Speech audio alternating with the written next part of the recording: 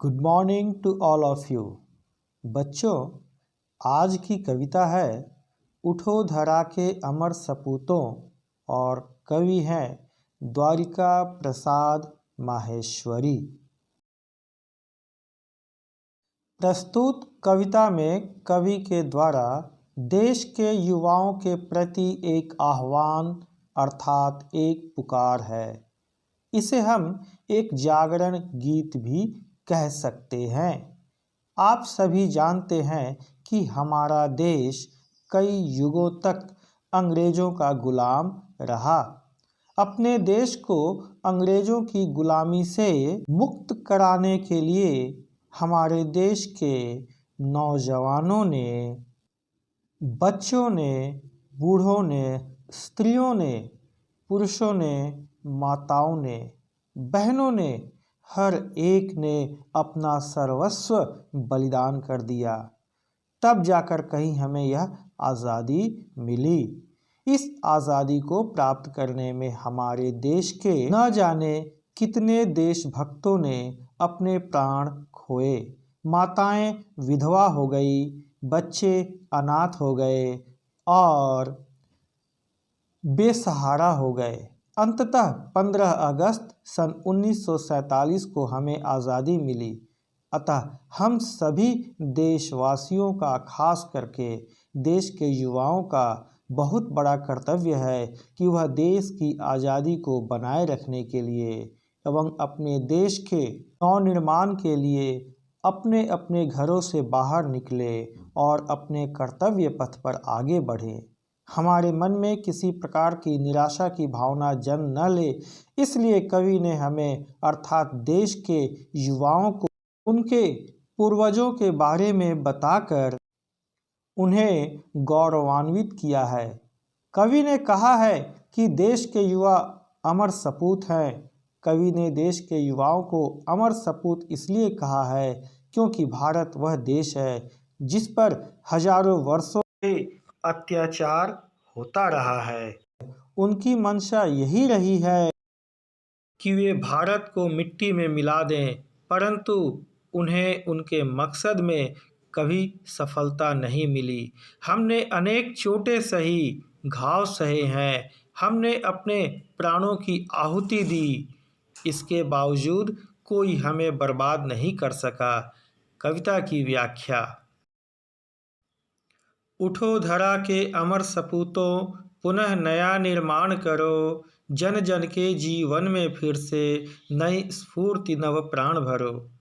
कवि ने देश के युवाओं को आह्वान करते हुए कहा है कि हे मातृभूमि के अमर सपूतों, उठो और अपने देश के नवनिर्माण में फिर से जुट जाओ।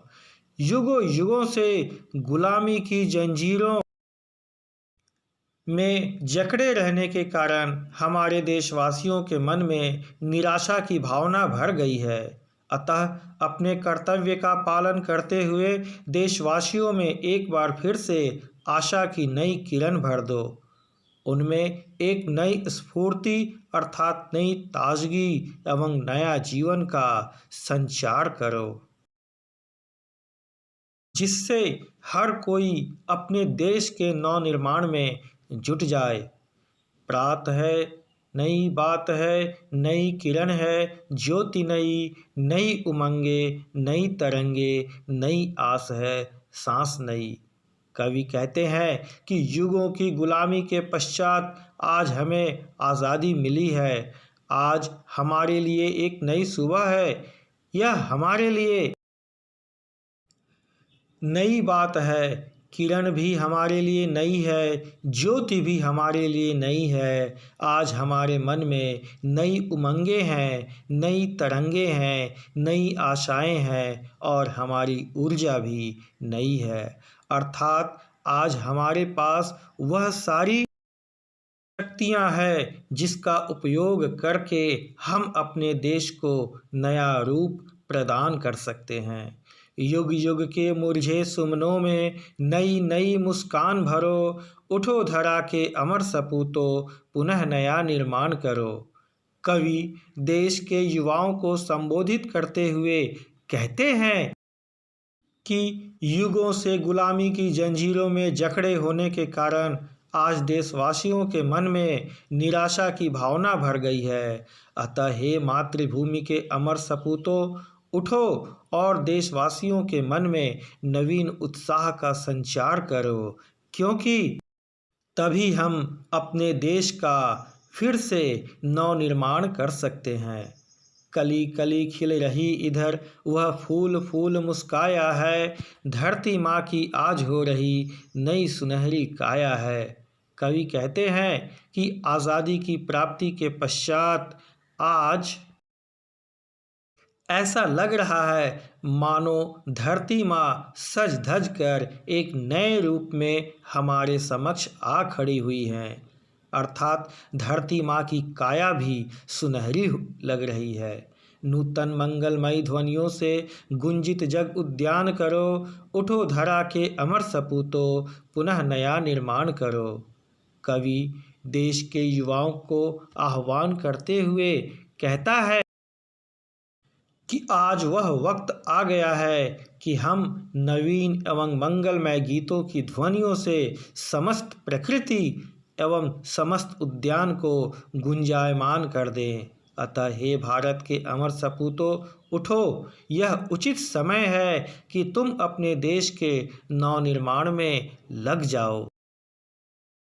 सरस्वती का पावन मंदिर, यह संपत्ति तुम्हारी है, तुम में से हर बालक इसका रक्षक और पुजारी है। कवि कहता है कि हमारा देश ज्ञान विज्ञान के क्षेत्र में विश्व के किसी भी देश से आगे रहा है। तुम्हारे लिए तुम्हारा देश ज्ञान प्राप्त करने का पवित्र मंदिर के समान है। यहाँ ज्ञान की पुस्तकों की कोई कमी नहीं है। हमारे देश में ज्ञान प्राप्त करने के लिए विदेशों से भी विद्यार्थी आते रहे हैं। यहाँ के शिक्षा के मंदिर पर अब तुम्हारा अपना अधिकार है, अतः अब से इनकी रक्षा की जिम्मेदारी भी तुम्हारे ऊपर है और तुम ही इसके पुजारी हो। शत शत दीपक जला ज्ञान के, नव युग का आह्वान करो, उठो धरा के अमर सपूतों, पुनः नया निर्माण करो। अतः अपने कर्तव्य का पालन करते हुए तुम्हें ज्ञान के सैकड़ों दीपक प्रज्वलित कर एक नए युग का निर्माण करना है। कहने का तात्पर्य यह है कि अब देश के युवाओं की यह जिम्मेदारी है कि वे उन लोगों तक ज्ञान के प्रकाश को फैलाएं जो अब तक शिक्षा के अभाव में अज्ञानी बने हुए हैं। हमारे लिए शिक्षा इसलिए ज़रूरी है ताकि हम इसके बल पर अपने देश को आज़ाद बनाए रख सकेंगे। कहीं ऐसा ना हो कि शिक्षा के अभाव में हम एक बार फिर से किसी शक्ति के गुलाम हो जाएं। धन्यवाद बच्चों, नमस्कार।